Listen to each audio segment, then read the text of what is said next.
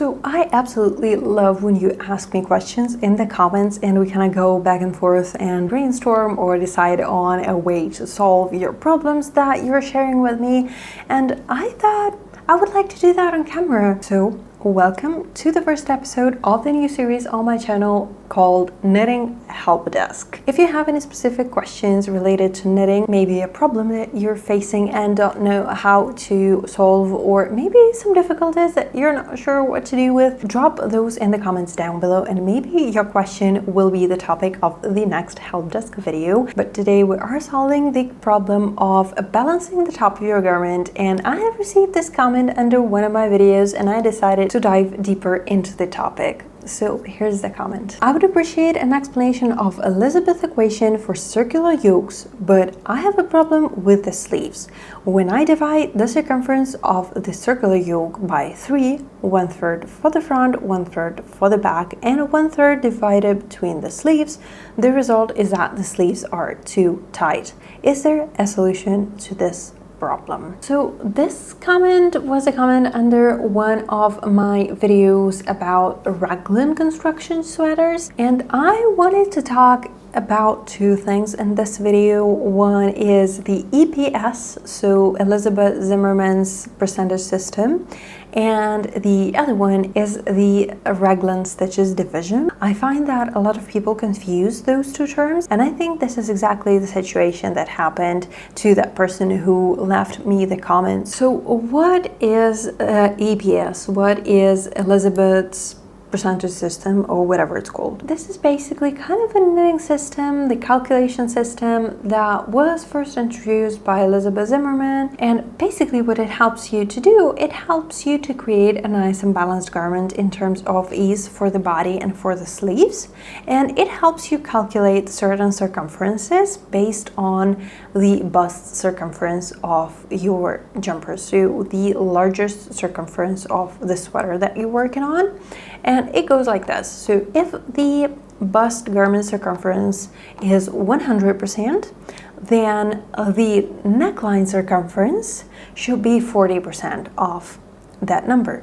Then the circumference of the sleeves in the widest point, so when you separate the body from the sleeves, should be around 35-40% of your body circumference, and then the cuff circumference should be around 20-25% of that same bust circumference that you have started with. You can use ABS for every construction that you're working with, either the Raglan or the round yoke or European shoulder, basically any construction. Actually, even if you're working flat and then sewing everything together, you can still use Elizabeth Zimmermann's percentage system to make sure that your garments are nice and balanced.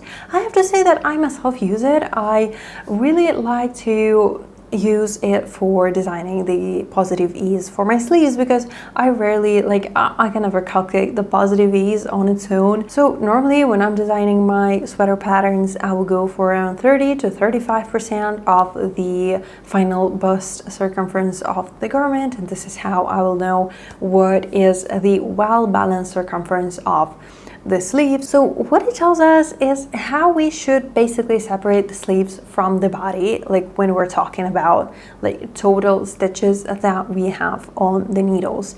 And it is actually very useful when we're working with circular yokes, so with round yoke. This is one of my sweaters that I have worked in a round yoke, and as you can see, like if I close this division, you cannot see where my sleeves are.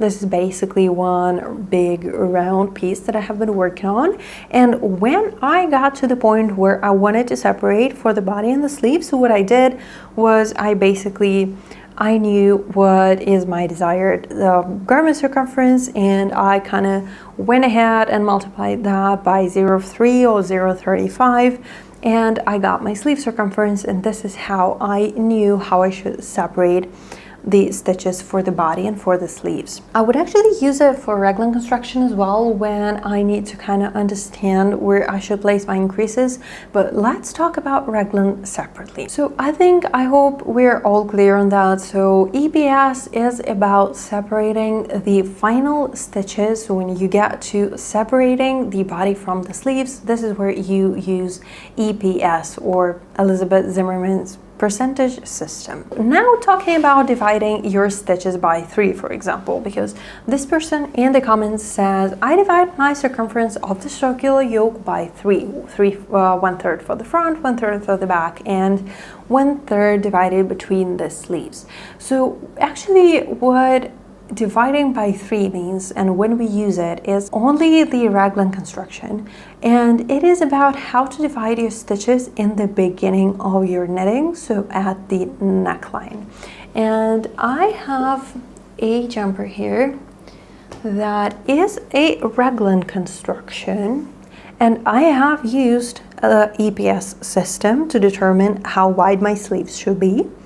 But to divide all of these casted on stitches of the neckline into sleeve, front, and back, I have used division by 3 in this case. So what you can do when you have all of your stitches casted on, you can divide that number by 3, by 4, by 5, and by 8.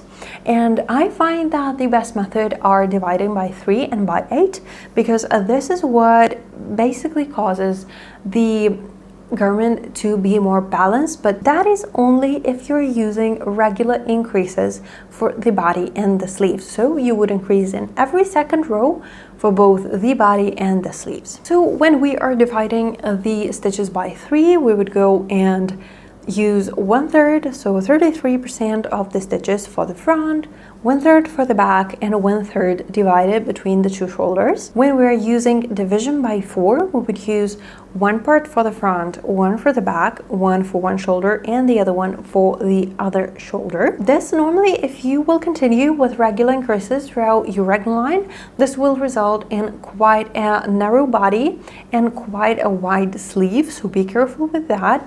If you decide to divide the number of stitches by 5, then you will be working with 2 parts for the front, 2 parts for the back, and 1 part divided between the sleeves. And as you can tell, this will result in a quite oversized fit of the body and quite narrow sleeve, so be careful with that as well. But that is only and only if you are using regular increases throughout your raglan lines. And if you are dividing your number of stitches by 8, you will use 3 parts for the front, 3 for the back, and then 1 part for every one of the sleeves, which I find, results in quite a balanced garment, though I like the division by 3 better. But that is only because I do not rely on regular increases throughout the raglan lines, and I'm able to combine the division by 3 for my top, so for my cast on edge, and then the EPS system for my division in between the sleeves and the main body of the sweater. Now to what this person commented. So I will be holding my round yoke again because we're talking about round yoke here as well. So what they said is that they divide the final number of stitches by 3. So they would not do that for the top because you do not divide your stitches for the sleeves and for the back for the round yoke. You would do that when you reach the underarm level. So what they would do is they would divide this by 3, and the result is that the sleeves are too tight. So let's go and do some math. So let's say we have 300 stitches. That is when we reach the underarm level. So what they would do, they would allocate 100 stitches for the back, 100 for the front, and 100 for both sleeves, meaning that they would go for 50 stitches for each sleeve. And I can see why this can happen, because what they get, like if we were not to use the underarm at all for the simplicity of the calculation, we would get the body circumference of 200 stitches and a sleeve circumference of 50. And if we were, for example, working with, let's say 100 centimeters of the body circumference, that would give us 2 stitches per centimeter, and the sleeve circumference would then be 25 centimeters. And let me tell you that 25 is quite not enough. And if we do that, so 25 centimeters is not that much. So this is the whole circumference that they are getting, and I don't think I can even get my hand, my whole arm through those 25 centimeters. So that is definitely not an appropriate way to do that. So I would actually use the EPS system to determine the number of stitches that we need for the sleeves. So what I would do, I would multiply my 200 stitches by 0.35, let's say, and I would get 60 stitches, and 60 stitches divided by 2 stitches per centimeter would give me 35 centimeters of sleeve circumference, which is way better than 25, and I can actually get my whole arm through those 35 centimeters of the sleeve circumference. So I think the main problem here is the confusion between the two methods. That is that we would use EPS when we are actually dividing the stitches for the front, back, and the sleeves at the underarm level, and we would use that division by 3, 4, 5, and 8 at the neckline level. But I have told you that for my Raglan sweaters, I'm actually using the combination of the two, and I can do that because I'm not using regular increases throughout my Raglan line. So what I would do, I would cast on as many stitches as I like, and as many as like my head can fit through. So let's say I have 120 stitches that I have casted on. So that is 120 stitches in total, and I like division by 3. So that is 40 stitches for my front, 40 stitches for my back, and 20 stitches each for every shoulder. So we're not dividing sleeve, sleeve, back, front, we're dividing shoulder, back, front. And then I'm kind of thinking what kind of positives I'm going to get for the body circumference at the bust level. And let's say again that is about 300 stitches because my gauge is really small here. So let's say that is 300 stitches, and that gives me 100 centimeters of circumference. So what I would do, I would multiply that by 0.3 or 0.35. My balance sleeve should be at around 100 stitches of circumference. And now, knowing that I'm starting with 20 stitches for each sleeve and I need to get to 100, this is how I calculate how many stitches I should increase. And knowing that I will be increasing 2 stitches in every round, I know that I will need to increase 40 times in total for my sleeve. For the body, what I will do, I know I need to get to 300 stitches, but I only started with 80, so 40 plus 40. And this tells me that I need to add 220 more stitches.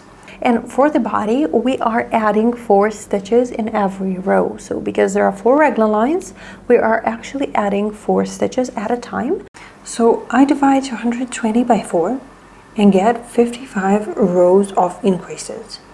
This is how I know that I need to increase for my body 55 times. So 55 rows will be rows with increases. So I'll be increasing only 40 times for my sleeves and 55 for my body. Now it's only the matter of calculating how long my Raglan line would be and then kind of placing all of these increases so that they look nicely. What you want to do is you want to concentrate the majority of your increases in the first third of your Raglan line, because this is the part that needs to accommodate for your shoulders. And as you can see, the difference in between your neck circumference and the circumference around 10 centimeters deeper than your neck circumference is way bigger. So I would concentrate most of my increases in the first third, first 25% of the length of my Raglan line, and then I would basically just go gradually from there and increase for the rest of my body. And I also like adding multiple increases in every round for the body when it goes kind of towards the underarm, just because I like the look of it. I like how it curves nicely for the body. So this is what I basically do.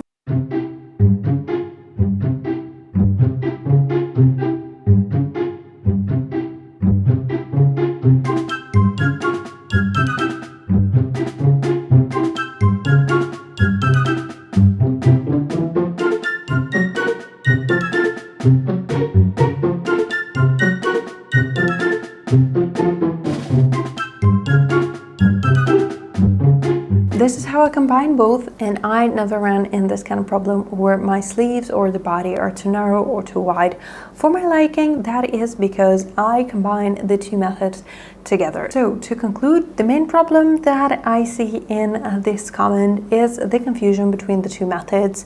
So we divide by 3, 4, 5, 10, 50, how many you like for the neckline, and the EPS system will be used during the division of the sleeves and the body at the underarm level. So what I would recommend you do, if I were working on a circular yoke and I would get to the point where I needed to separate for the body and the sleeves, and I would need to kind of estimate how many stitches I need for the body and for the sleeves, what I would do, I would take the final circumference that I would have gotten for the round yoke, so both the sleeves and the main body, and what I would do is that I would divide the stitches like that. So I would go 60% for the body, so 30% for the front, 30% for the back, and then for every sleeve I would go for 20%.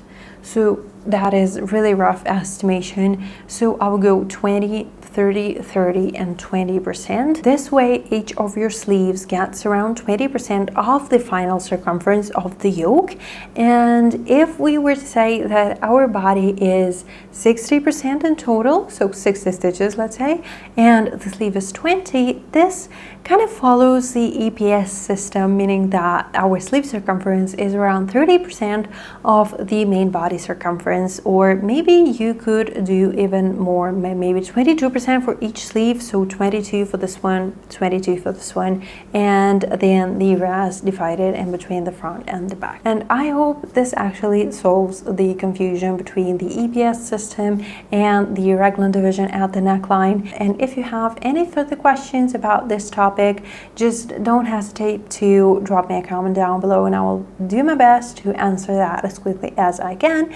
And submit your tickets for the next Knitting Help Desk episode, and I will be happy to dive deeper into any topic that you find complicated. And I will see you in the next video. But until then, happy knitting!